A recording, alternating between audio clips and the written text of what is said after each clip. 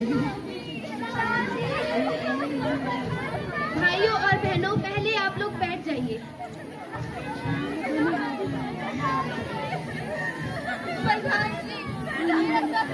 के पानी में बह गया। मेरा घर, मेरी गाय, मैंने अपनी बेटी की शादी के लिए जो साथ इकट्ठे किए थे वो सब बाढ़ के पानी में बह गए। अब मैं अपनी बेटी की शादी कैसे कराऊंगा? बच्चे भी बाढ़ में बह गए। संभालो प्रधान जी, हमारा स्कूल भी बाढ़ के पानी में बह गया। प्रधान जी, मेरी मम्मी मुझे छोड़ के कहाँ चली गई? देखो भाइयों और बहनों, जो कुछ भी हुआ उसका मुझे भी बहुत दुख है।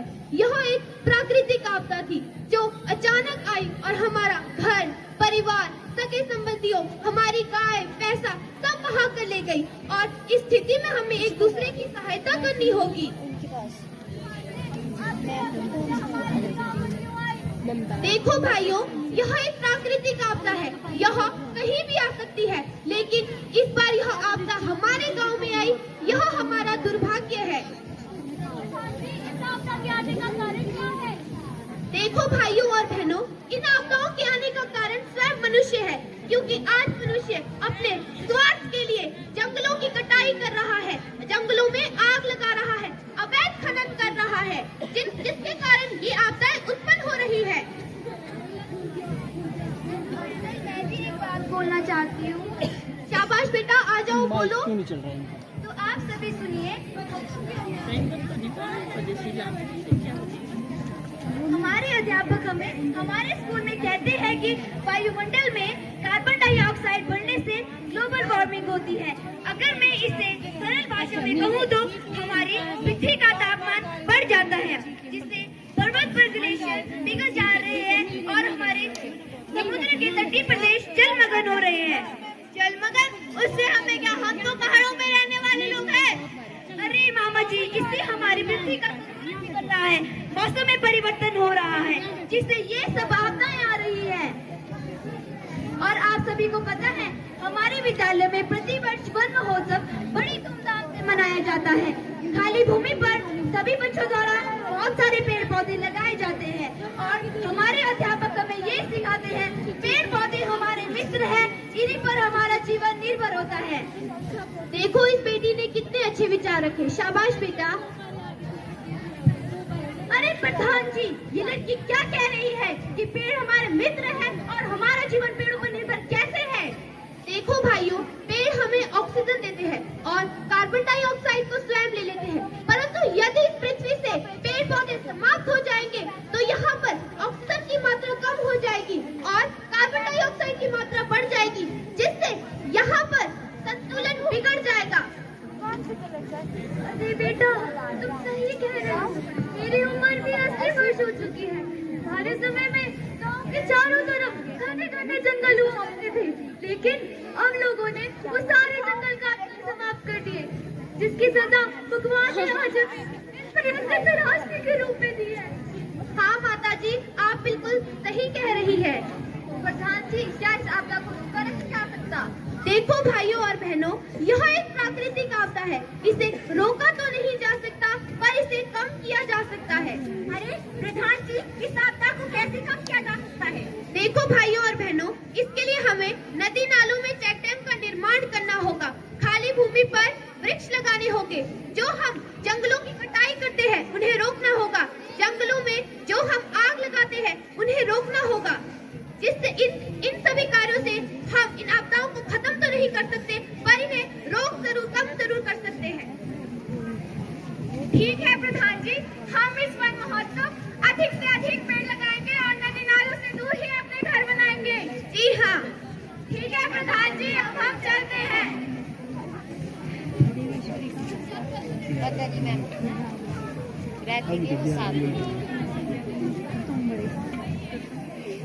नहीं अभी तो थोड़ा बहुत 15 जी। अरे भाई, जल्दी जल्दी लकड़ियाँ काटो, जल्दी जल्दी। सीमा, मोहन, मैं घास लेने जंगल जा रही हूँ। मुझे हमेशा मारते रहता है। तुम दोनों लड़ाई मत करो और मैं अब घर पर ही रहना और अपना ख्याल रखना सब। ओके मम्मा, बाय। बाय मम्मा। अरे ये आवाज कहाँ से आ रही है? लगता है वहाँ कोई पेड़ काट रहा है। मुझे प्रधान जी को फोन करना होगा। ट्रिंग ट्रिंग ट्रिंग ट्रिंग। हेलो, नमस्ते प्रधान जी। नमस्ते विमला, आज कैसे याद करना हुआ? सब कुशल मंगल तो है ना? सब कुशल मंगल है प्रधान जी। बस मैं आपको एक बात बताना चाहती हूँ। हमारे जंगलों में कोई पेड़ काट रहा है, आप जल्दी से आ जाइए। क्या? हमें तो उनकी कब से तलाश थी। रुको, मैं अभी सिक्योरिटी गार्ड को लेकर आता हूँ। जी। अरे प्रधान जी, आप कहाँ जा रहे हैं? हमारे जंगलों में कोई पेड़ काट रहा है, जल्दी चलो। फॉरेस्ट गार्ड बोलना। हेलो हेलो, नमस्कार प्रधान जी। नमस्कार गार्ड साहब, आज कैसे याद करना हुआ? आप जल्दी से यहाँ जंगल में आ जाइए। जो हमारे जंगलों में पेड़ काट रहे हैं, उन्हें हमारे गांव की विमला ने देख लिया है। अच्छा, मैं अभी आता हूँ, जल्दी आइए। अरे तुम पेड़ काट रहे हो? भागो भागो, गाड़ा! पकड़ो इनको। अच्छा, तुम ही हो वो जिसने पूरा जंगल साफ कर दिया है? हाँ गार्ड साहब, लो और इन्हें कड़ी से कड़ी सजा देना। इन्होंने हमारे पूरे जंगल काट काट कर खत्म कर दिए हैं। अच्छा, अब मैं तुम्हें जेल की हवा खिलाता हूँ। चलो मेरे साथ। तुम चलो, इसकी कोई माफी नहीं मिलेगी। तुम चलो। कड़ी सजा दीजिएगा।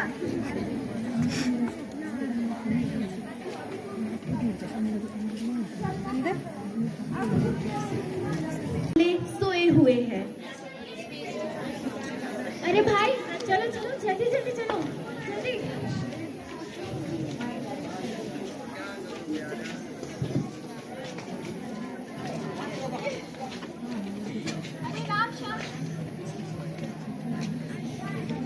अरे राम श्याम भाई, जल्दी जल्दी लकड़ियाँ काटो। इन लकड़ियों को बेचकर तो हम बहुत सारे पैसे कमा लेंगे। बात तो तुम ठीक कह रहे हो, पर जल्दी करो। साउंड अरे राम भाई, मुझे लगता है कि गार्ड को पता लग गया है यहाँ पे कि जंगलों में पेड़ों को काटा जा रहा है। अच्छा, आज के लिए इतनी लकड़ियाँ काफी है। अब हम घर चलते हैं।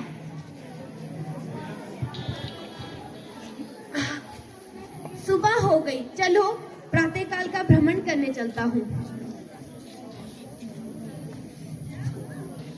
अरे यहाँ पर ये इतने सारे पेड़ किसने काट दिए? मैं अभी गार्ड को फोन करता हूँ।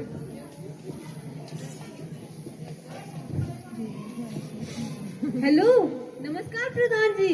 नमस्कार गार्ड साहब, आज कैसे याद करना हुआ? आप यहाँ जंगल में तो आइए, देखिए कितने सारे पेड़ों को काट दिया है। अच्छा, मैं अभी जल्दी आइए।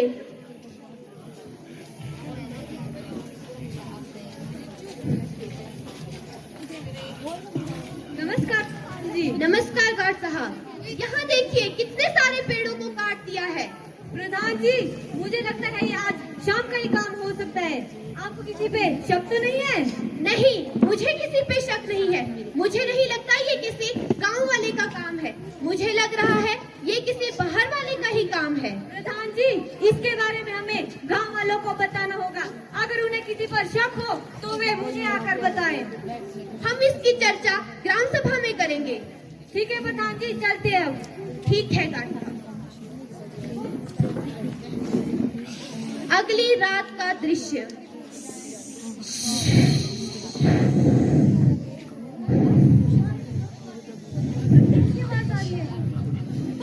हमारे गांव में बाढ़ आई! कोई बचाओ!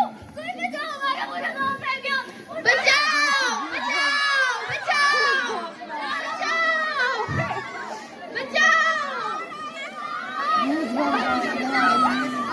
बचाओ! देखो देखो, बाढ़ आई, अपने साथ कितना सारा विनाश लाई। मेरी माँ का हाथ नहीं, मेरी माँ को कोई ढूंढो। अरे सीमा, क्या हुआ?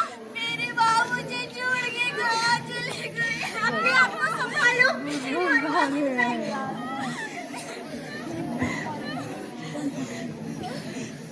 मेरे बच्चे कहाँ चले गए? मेरे बच्चे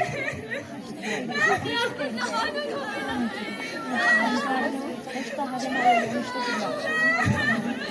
भगवान, ये तूने क्या किया? अपने एक बार से बच्चों को दूर कर दिया, तुझे तरस भी नहीं हुआ। और बच्चे सब क्या करेंगे? हे भगवान, ये तूने क्या कर दिया? पूरा समेत गांव बाढ़ से तबाह हो गया। इतने सारे लोगों की जानें ले ली, बच्चों को अपनी माँ से और माँ को अपने बच्चों से अलग कर दिया। हे भगवान, इन लोगों का क्या कसूर था? ये तूने क्या किया?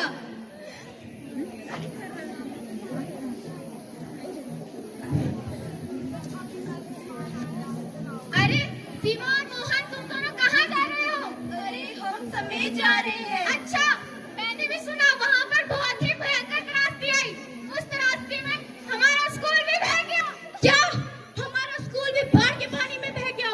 अरे तुम दोनों को पता है कि हमारे कुछ दोस्त भी बाढ़ के पानी में बह गए हैं? अरे सुना है वर्षा भी बाढ़ के पानी में बह गई। बहुत तो मेरी बहुत अच्छी दोस्त थी। अब मैं किसके साथ खेलूंगी, किसके साथ पढ़ूंगी? अरे सीमा बहन, संभालो उसको। बड़ी हुई इसमें। अरे सुना है हमारे पड़ोस के गांव में बादल फटा है। चलो साथियों, समाचार सुनते हैं। नमस्कार, आज के प्रमुख समाचार। हिमाचल प्रदेश में भारी बारिश के कारण श्रीखंड में बादल फटा, जिसके कारण समीज, बागीपुर और धामनी में भारी तबाही।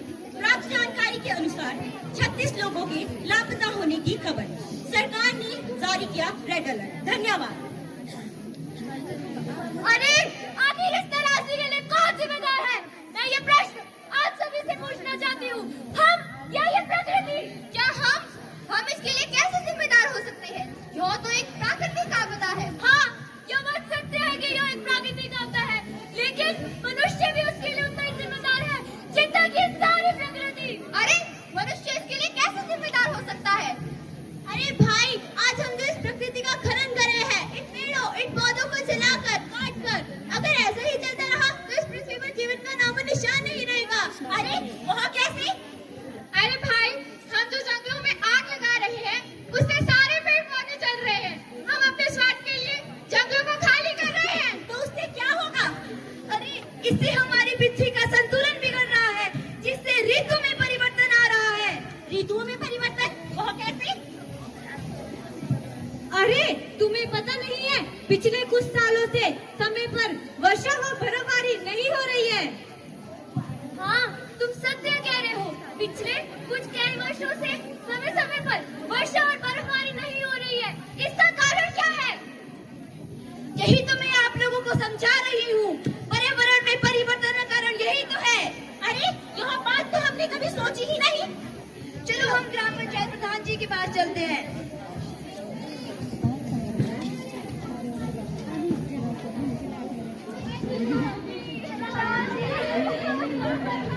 भाइयों और बहनों, पहले आप लोग बैठ जाइए।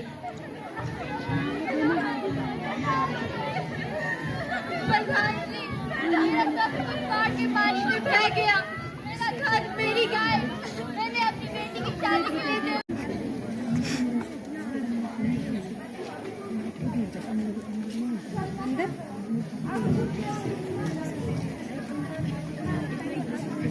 हो गया टाइम भी पूरा ही है। अधिक से अधिक पेड़ पौधे लगाने चाहिए।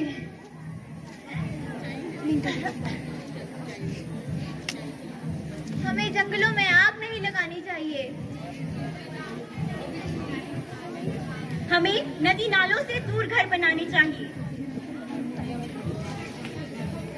हमें पेड़ पौधे नहीं काटने चाहिए। हम तो समझ गए, लेकिन आप लोग समझे क्या? हमें नदी नालों में चेक डैम का निर्माण करना चाहिए। हमें अवैध खनन को रोकना होगा। हम स्नातक स्कूल के छात्राओं द्वारा इस लघु नाटिका के द्वारा बाढ़ से होने वाली त्रासदी व बाढ़ से प्रभावित लोगों पर पड़ने वाले प्रभावों को दर्शाने का प्रयास किया गया। इस लघु नाटिका में सभी पात्र काल्पनिक हैं। इस लघु नाटिका के द्वारा हमारा लक्ष्य किसी की भावना को ठेस पहुंचाना नहीं था, बल्कि जिन्होंने इस रास्ते में अपनी जान गंवाई है, हम उन्हें इस लघु नाटिका के द्वारा श्रद्धांजलि अर्पित करते हैं। इस लघु नाटिका में इसके द्वारा हमने पर्यावरण पर प्रदूषण फैलाने की समस्या को भी बताया गया है। यह हमारी छोटी सी कोशिश है। आशा करती हूँ आप सभी को अवश्य ही पसंद आई होगी। अंत में हम सब बस इतना कहना चाहते हैं कि समाज के उस हादसे का दुख बहुत ही होता है। जो भी देखे इस मंजर को खून के आंसू रोता है, खून के आंसू रोता है। क्या कसूर था उन लोगों का जो धरती में समाये हैं।